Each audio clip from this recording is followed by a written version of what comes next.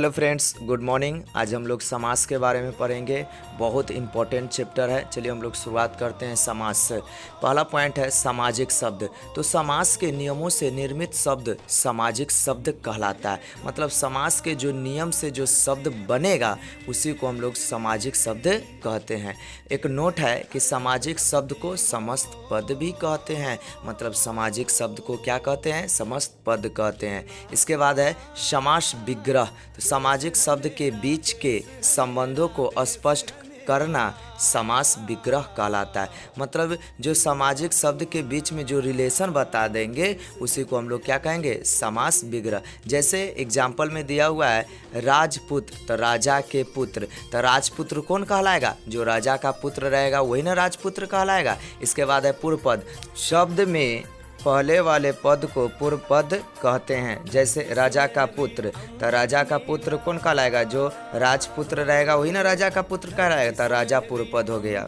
Video को अंत तक देखते रहिए क्योंकि समास को ट्रिक के माध्यम से समझाया गया है और इससे भी बेहतर एक ट्रिक है। अगर यह ट्रिक से समझ में समास नहीं आएगा तो कमेंट बॉक्स में कमेंट जरूर कीजिएगा, क्योंकि इससे भी बेहतर एक ट्रिक है। अगर वो ट्रिक आपको चाहिए तो कमेंट बॉक्स में कमेंट जरूर।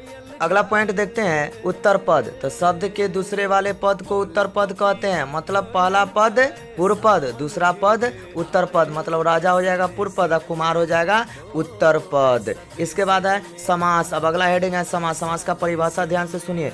दो या दो से अधिक पदों के मेल से बने पद को समास कहते हैं, अथवा दो या दो से अधिक शब्दों के मेल से बने नए शब्द को समास कहते हैं। इसका एक परिभाषा और दे सकते हैं। दो या दो से अधिक पद अपने विभक्ति चिन्ह को छोड़कर एक नया पद बनता है उसे समास कहते हैं। मतलब दो या दो से अधिक पद। तो देखिए दो पद है, एगो राज और पुरुष, तो एक पद नया बना दिया राज पुरुष, तो इसी को तो हम समास कहते हैं। इसके बाद है समास के भेद। तो समास के क्या भेद? 6 भेद। भेद को याद करने के लिए एक ट्रिक है द्वंद्वी अब तक। याद कीजिए द्वंद्वी अब तक। तो द्वंद्व मतलब द्वंद्व समास, दीर्घ मतलब दीर्घ समास, अ से अव्यय समास, तो ब से बहुवीर्य समास, त से तत्पुरुष समास, क से कर्मधारय समास। इस ट्रिक को याद कर लीजिए। द्वंद्वी अब तक और समास के क्या भेद हैं? 6 भेद हैं। आपको 6 भेद याद हो जाना चाहिए। द्वंद्वी अब तक। अभी देखते रहिए वीडियो को, हाली ट्रिक इसमें दिखाई देगा और ट्रिक इससे भी बेहतर चाहिए तो जरूर कमेंट कीजिए कमेंट बॉक्स में। चलिए अब हम लोग पहला परिभाषा देखते हैं। द्वंद्व समास किसे कहते हैं?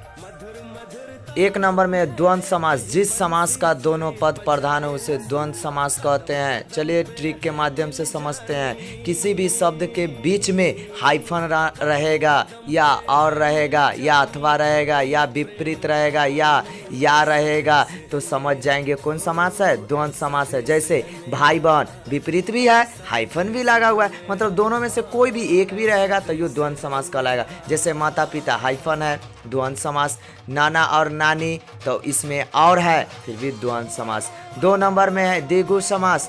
जिस समास का प्रथम पद संख्यावाचक हो तो उस समास को द्विगु समास कहते हैं। चलिए ट्रिक मतलब संख्यावाचक मतलब संख्या, तो संख्या 1 2 3 को संख्या कहते हैं। तो द्विगु समास हरदम याद रखिए, द्विगु समास मतलब संख्या। जैसे त्रिकोण, चौराहा, त्रिभुज, त्रिफला, पंचमुख। तब देखिए त्रिकोण मतलब त्रि मतलब 3, चौराहा चौ मतलब 4, त्रिभुज त्रि मतलब 3, तीनों भुजा का समूह, त्रिफला मतलब 3 फलों का समूह, ये ऐसे हो गया पंचमुख, पंच मतलब 5। इसके बाद है 3 नंबर में अव्ययी भाव समास। जिस समास का प्रथम पद अव्यय तथा प्रधान हो तो उसे अव्ययी भाव समास कहते हैं। ट्रिक समझिए, पहला पद प्रधान मतलब उपसर्ग होना चाहिए। जैसे प्रतिदिन, प्रति उपसर्ग है इसीलिए अव्ययी भाव समास कहलाएगा। आज जन्म में आ उपसर्ग है, यथाशक्ति में यथा उपसर्ग है, प्रतिकूल में प्रति उपसर्ग है, बेकार में बे उपसर्ग है। यह वीडियो आपको समझ में आता ही होगा। समास तो आप लोग को बहुत बढ़िया से समझ में आता होगा,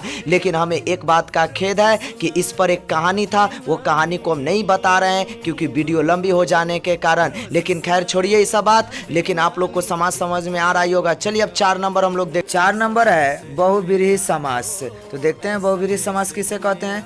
जिस समास में कोई पद प्रधान न हो लेकिन दोनों पद मिलकर किसी अन्य पद का बोध करता है उसे बहुब्रीहि समास कहते हैं। मतलब 1+2 = 3, ना 1 काम देगा ना 2 काम देगा, काम कौन देगा? 3। जैसे लंबोदर, तो लंबा है जिसका ओदर, तो लंबा है जिसका ओदर, अगला कौन आ गया? लंबोदर। उसी तरह दशानन, तो 10 है आनन जिसके, तो वो हो जाएंगे दशानन। तो इसी तरह त्रिलोचन, गिरिधर, बिना पानी। इसके बाद है 5 नंबर समास तत्पुरुष समास। तो जिस समास का दूसरा पद प्रधान हो तथा दोनों पदों के बीच का विभक्ति चिन्ह लुप्त हो जाता है उसे तत्पुरुष समास कहते हैं।